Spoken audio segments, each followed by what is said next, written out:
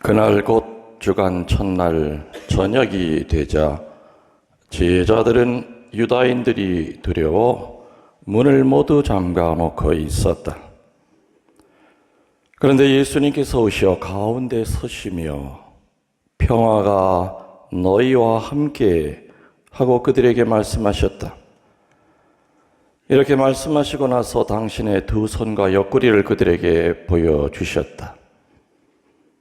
제자들은 주님을 뵙고 기뻐하였다. 예수님께서 다시 그들에게 이르셨다.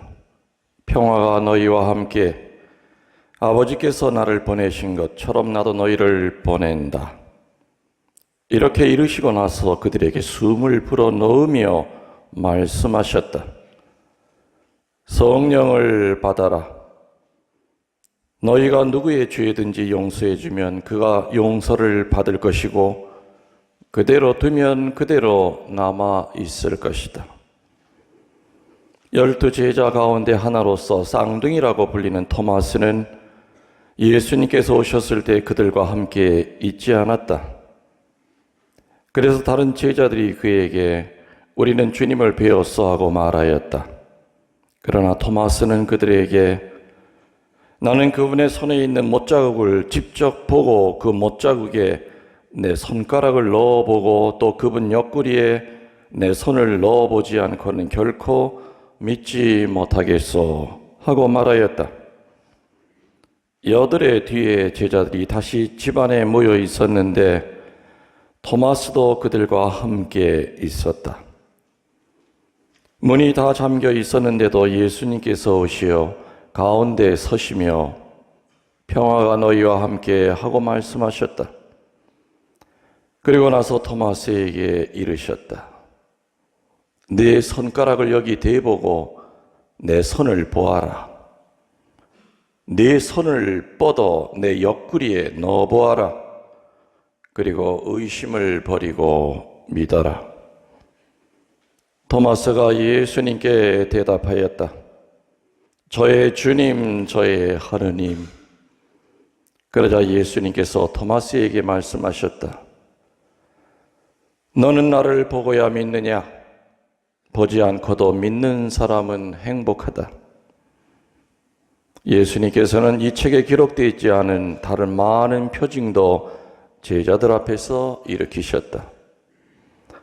이것들을 기록한 목적은 예수님께서 메시아이시며 하느님의 아드님이심을 여러분들이 믿고 또 그렇게 믿어서 그분의 이름으로 생명을 얻게 하려는 것이다. 주님의 말씀입니다. 모두 앉아 주십시오. 참 예수님, 부활 또 축하드립니다.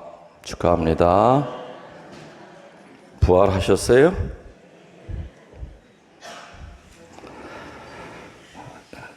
제2실에서 제2를 갈아입다가 우리 복사 아이들을 한번 이렇게 봤어요. 이쁘죠? 이쁘죠? 예. 우리는 남자 복사도 있지만은 여자 복사도 있어요. 근데 저 지금 뒤에 앉아있는 복사들 가운데 제일 꼬마가 하나 있죠. 몇 학년이지? 요거래요. 이렇게. 4학년인데 내가 저 아이한테 뭐라 그랬냐면은 내가 너를 보면은 100년에 하나 나올까 말까 한 미인이다. 왜 그랬느냐? 쌍꺼풀이 한쪽밖에 없어요. 옛날부터 중국 고서에도 보면은 한쪽 눈에 쌍꺼풀만 있고 한쪽은 온전히 있는 그런 여인을 황제들은 특별히 이렇게 간택을 했다 그래요. 그래서 너는 100년에 하나 나올까 말까 한 미인이니까 나중에 커서 병원에 가서 또 한쪽 뒤집지 마라. 그랬더니 고개를 끄덕거렸으니까 이 강론 이 미사가 전 세계로 나가고 있기 때문에 아마 이제 제 보러 엄청나게 많은 사람들이 몰려들 겁니다. 또 제가 이렇게 얘기하면 또 있는 쌍꺼풀마저 한쪽 지우려고 또 애쓰시는 분들이 많을 것 같은데 그냥 그대로 사시기 바랍니다. 차 가지고 오신 분들은 오늘 뭐가 탁 올라갔어요? 올라가니까 기분 좋죠? 기분 좋을 거예요. 자동차 번호 입력하는 데만 아직도 한 일주일이 걸려요. 그래서 자동차 번호 입력할 때까지는 그냥 다 열릴 겁니다. 그리고 뭐 미사 때는 열리게 해 놓을 거예요. 평일날 이제 통제를 하기 위해서 이제 저게 필요한 건데, 천국문이 오늘 우리들이 성당 앞에 딱 차가 들어섰을 때 버떡 올라가듯이 천국문이 저렇게 쉽게 올라가면 얼마나 좋겠어요. 그죠? 이렇게 만만치 않을 거예요. 좁은 문이라고 그랬어요. 좁은 문. 쉽지 않을 거예요. 부활 후에 복음사가들이 한결같이 강조한 제일 중심이 뭐냐? 예수님이 정말 부활하셨다는 거죠. 부활의 실제성입니다.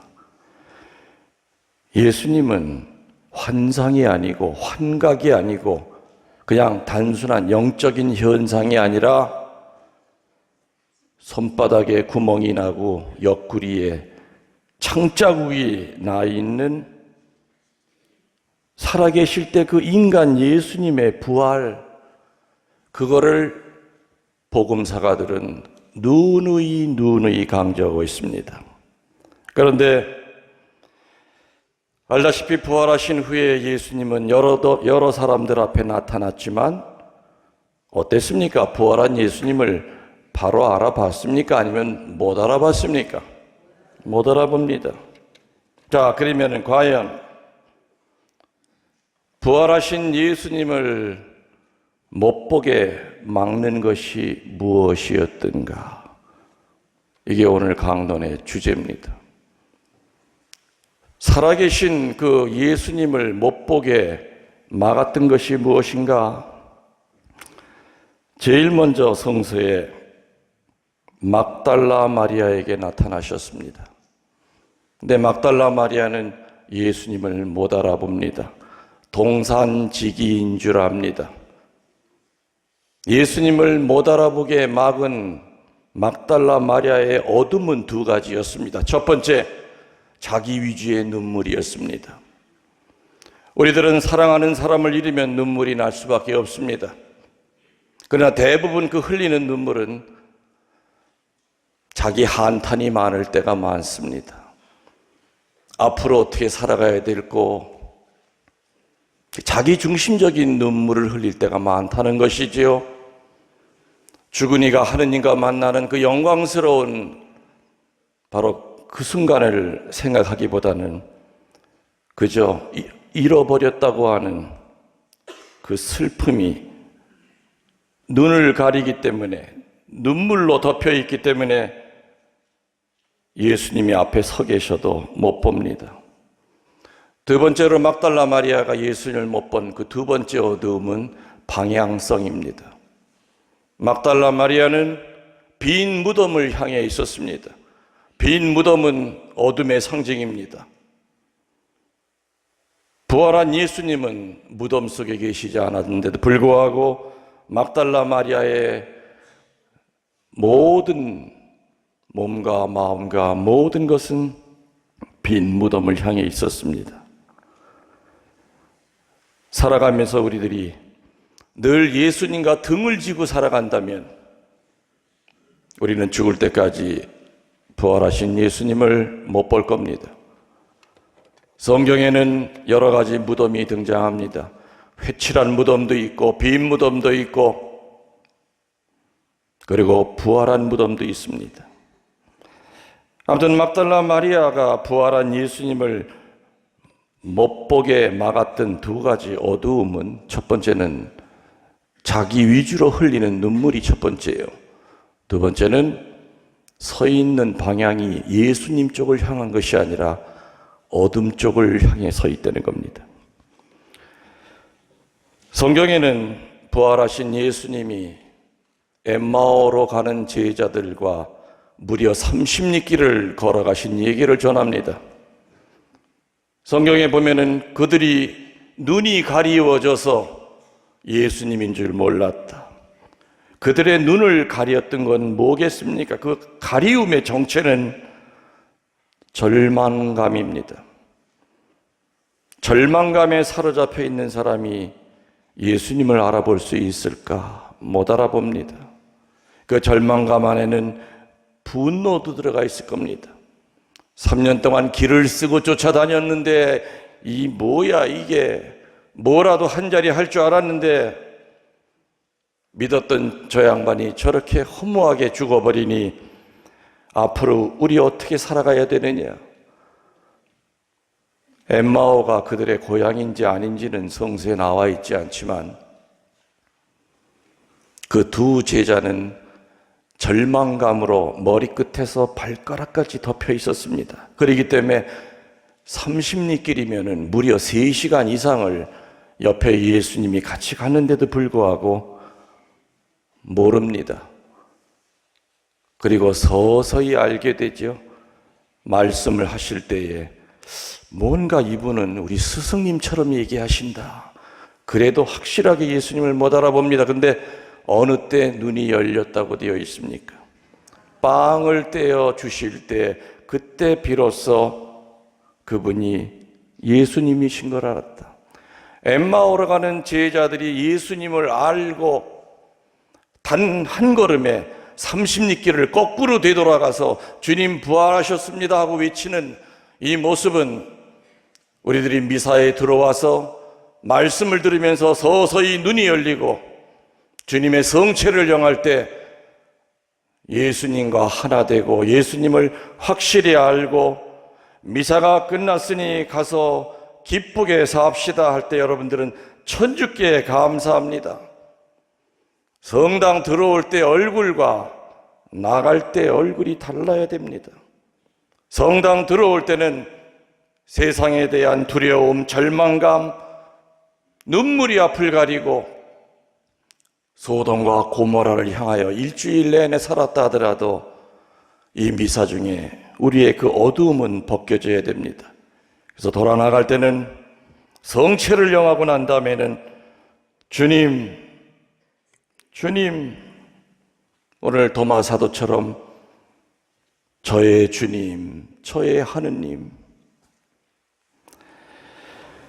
세 번째로 오늘 우리들이 들은 복음에 나오는 도마 사도가 부활한 예수님을 못 알아봤던 이유는 첫 번째, 교회를 떠났던 겁니다. 다른 10제자는 이미 유다스는 자살을 했기 때문에 죽었고, 그리고 11제자가 남아 있었는데 그 중에 토마스는 다락방을 벗어났습니다. 먹고 살 길을 찾으러 다닌 겁니다. 혹시라도 다락방에 같이 몰려 있다가 로마 병정들이 쫓아와서 떼죽음 당하는 그렇게 어리석은 죽음 당하기 싫다. 도마 사도는 그래서 유일하게 다른 제자들과는 다르게 첫 번째 주님의 부활을 못 봅니다.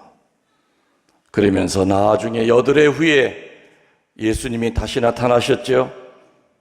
도마 사도가 처음에 밖에 나갔다가 들어오니까 10제자가 무엇에 홀린 듯이 멍하니 니들 왜 그래? 야 토마야 너 어디 갔다 이제 왔니? 우리 주님 봤어. 부활한 주님이 여기 나타났다 가셨어. 도마 사도 믿었습니까? 안 믿었습니까?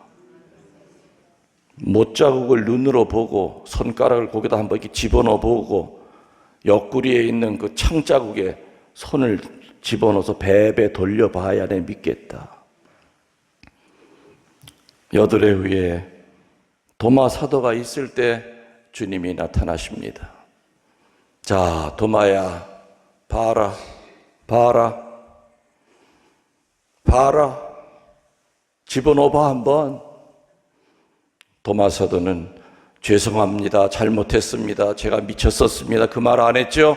딱 두 마디. 저의 주님, 저의 하느님 하면서 그 앞에 무릎을 꿇습니다.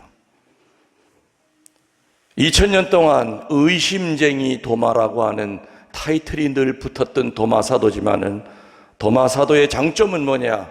확신에 이르기 위한 성실한 의심을 하는 사람이었습니다. 얼치기로 알고 대충 넘어가는 것이 아니라 확신에 이르기 위한 성실한 회의 속에 믿음의 결정체를 찾으려고 애썼던 겁니다. 나의 주님, 나의 하느님. 도마 사도는 부활한 예수님을 체험하고 난 다음에 그는 인도로 가서 전교하다가 원주민들의 창에 찔려 장렬하게 순교하십니다. 도마 사도는 그러나 첫 부활을 못 본 것에 대한 어둠은 기본적으로 있던 사람이었습니다. 그는 지나친 이성주의자였습니다. 또 합리주의자였고 회의론자였습니다. 언젠가는 도마 사도가 시간이 늦더라도 만나긴 만나는데 뜨겁게 만나지를 못합니다. 그리고 빨리 만나질 못합니다. 짐승과는 다르게 하느님이 우리에게 주신 세 가지의 선물은 지성과 이성, 감성과 그리고 의지입니다.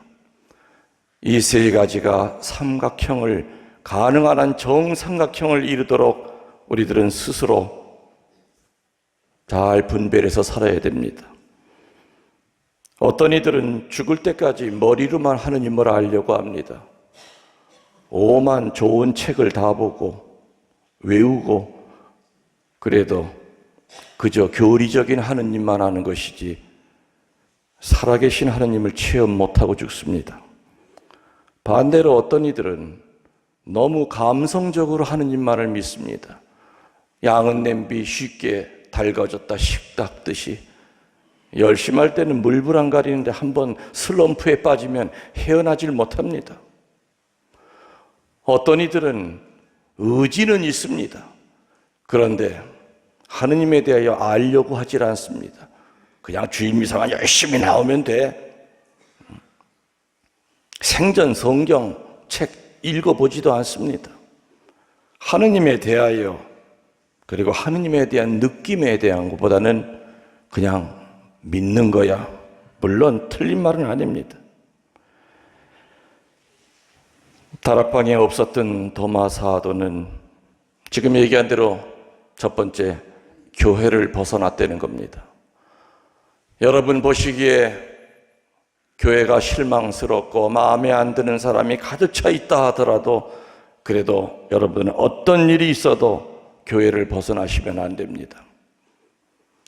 사람을 보고 사제를 보고 수녀들을 보고 같은 교우들을 보고 신앙생활을 한다면은 죽을 때까지 수백 번 냉담할 수밖에 없을 겁니다.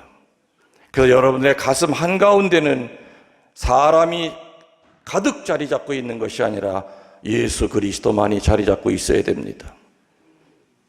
예수님 중심으로 살아가는 사람은 인간들한테 휘둘림을 안 당합니다. 인간들이 툭 하고 던지는 그 말에 물론 상처야 왜 안 받겠습니까마는 하느님 중심으로 살아갈 때는 회복이 빠릅니다.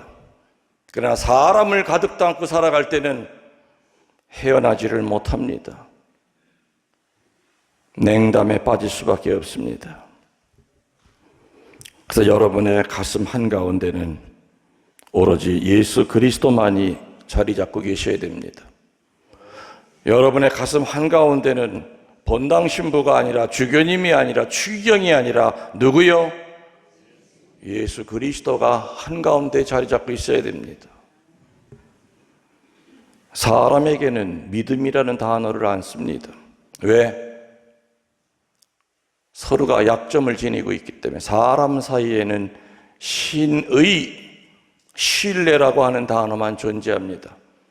내 사람 사이의 그 신의의 다리는 분별이라고 하는 나사로 잘 조여져 있어야 됩니다.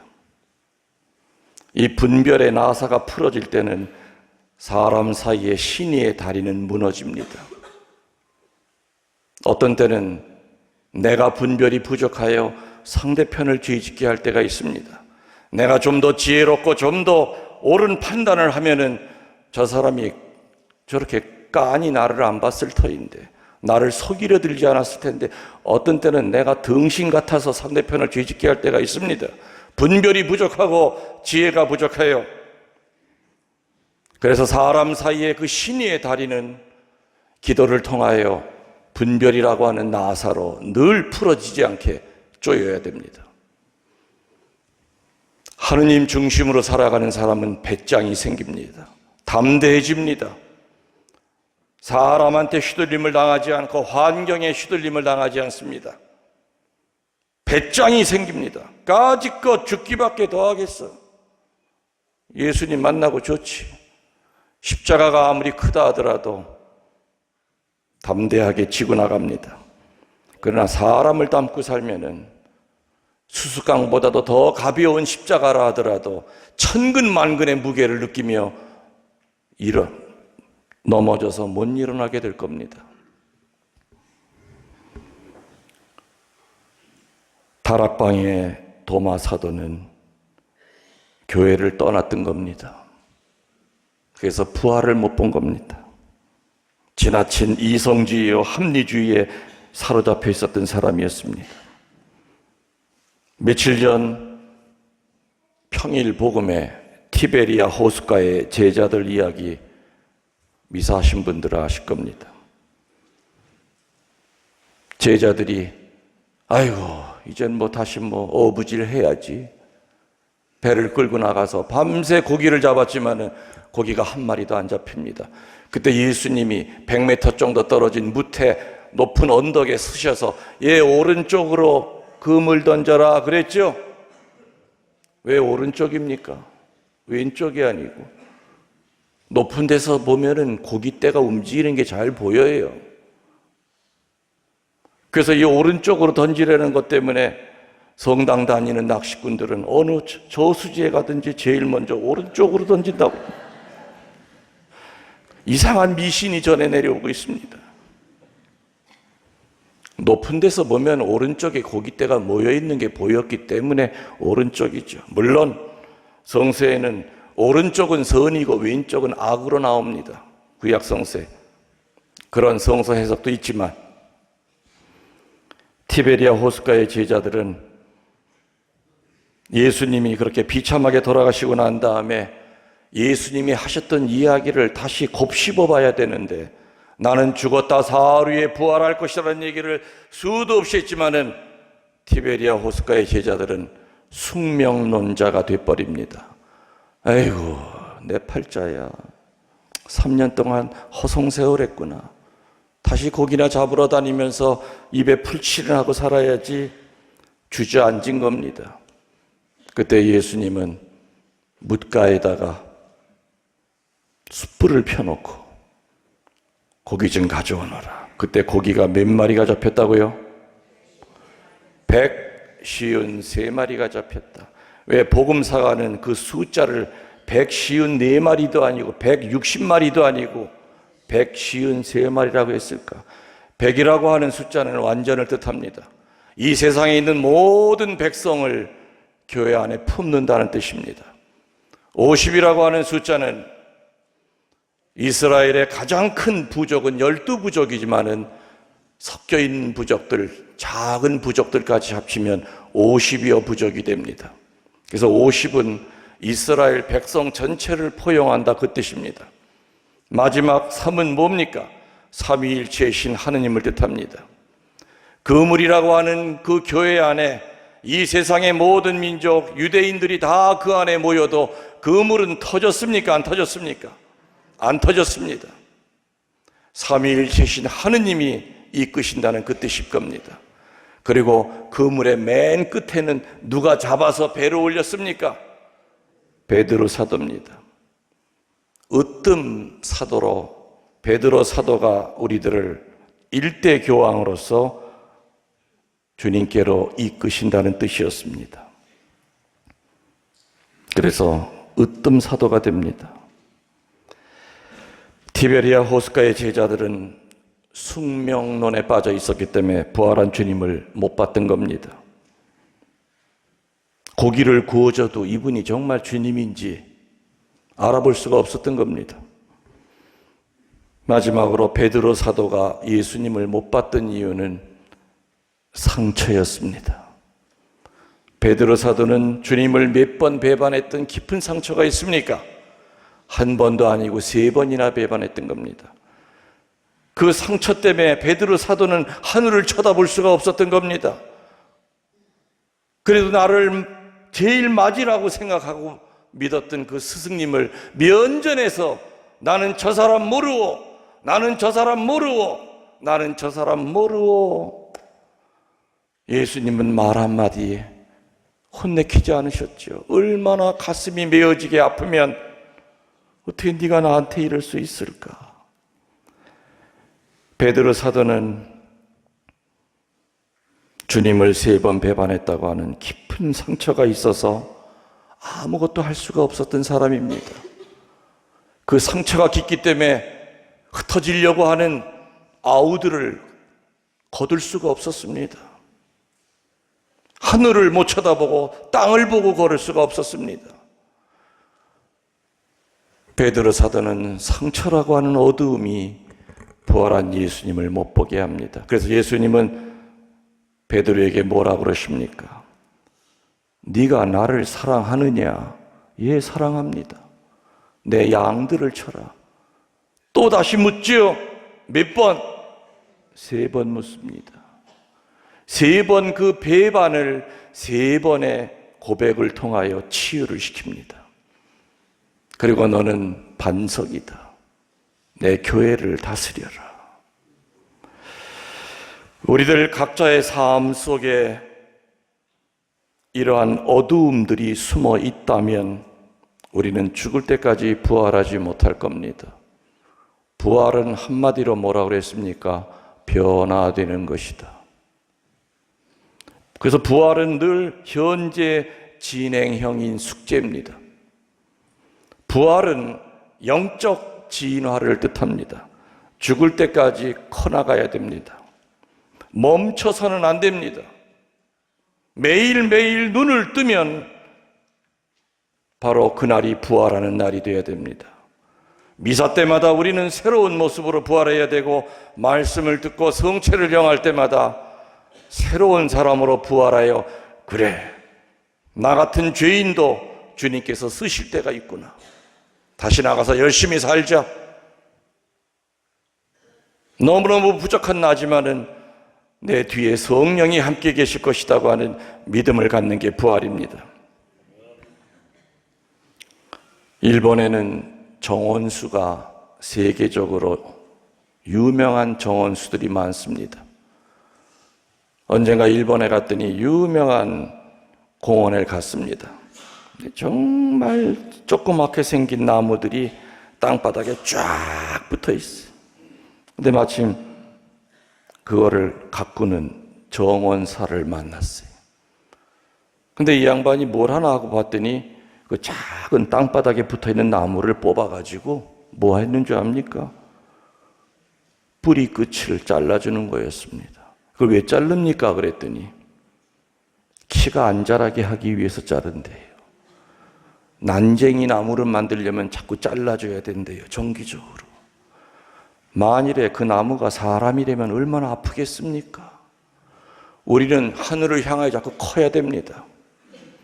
주님을 향하여 높이 높이 하늘로 올라가야 됩니다. 해마다 키가 커져야 됩니다.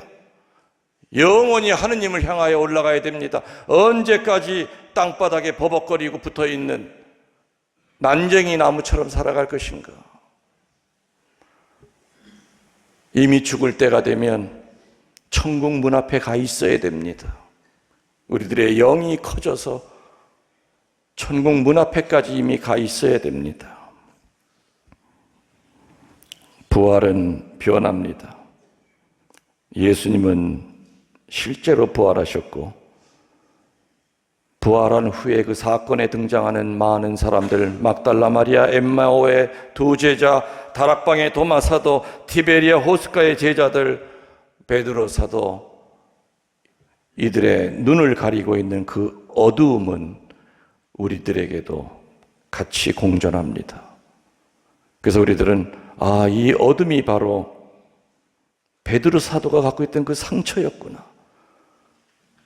바로 이 어둠이 도마 사도의 바로 그 어둠이었구나. 과감하게 주님께 부활 찬송을 부르면서 늘 새롭게 태어나도록 합시다. 아멘.